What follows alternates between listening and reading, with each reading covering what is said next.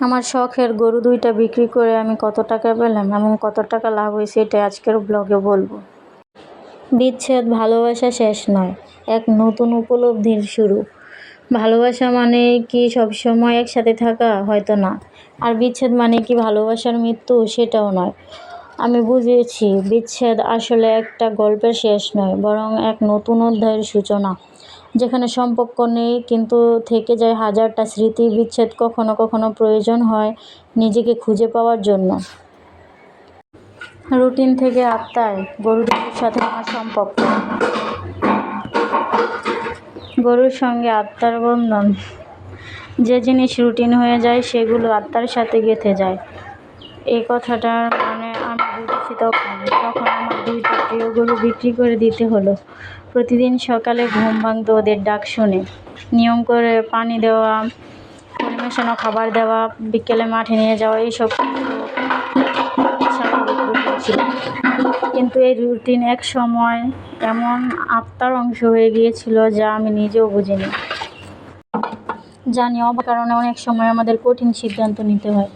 গরু দুটো বিক্রি করে দেওয়া শুধু একটি আর্থিক সিদ্ধান্ত ছিল, তবু মন মানতে চায় না। ওদের সঙ্গে কত স্মৃতি জড়ানো, আর সেই নিরীহ চাহনিটা ওদের বিক্রি করে দিয়েছি। কিন্তু ভালোবাসা বিক্রি করা যায় না। শখের গরু দুইটা বিক্রি করে দিলাম। 1.5 মাস হলো আমি গরু দুইটা কিনে আনছি। 1,95,000 টাকা দিয়ে গরু দুইটা কিনে আনছি।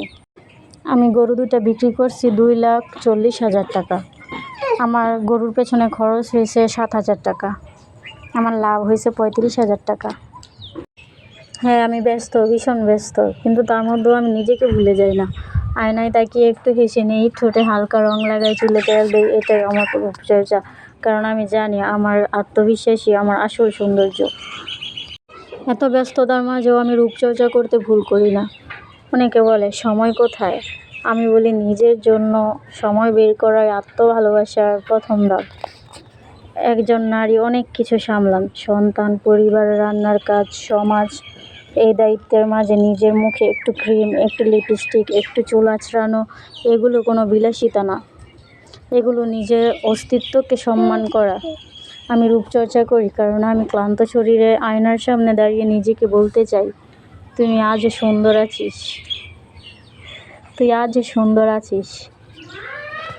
হ্যাঁ, আমি ঘরোয়া উপকরণে রূপচর্চা করি, যেমন হলুদের মধ্যে একটু মধু মিশিয়ে তারপর মুখের মধ্যে লাগিয়ে কিছুক্ষণ পর মুখ ধুয়ে ফেললে মুখটা একটু পরিষ্কার হয়, মুখের সব জীবাণু বা ময়লা পরিষ্কার হয়ে যায়।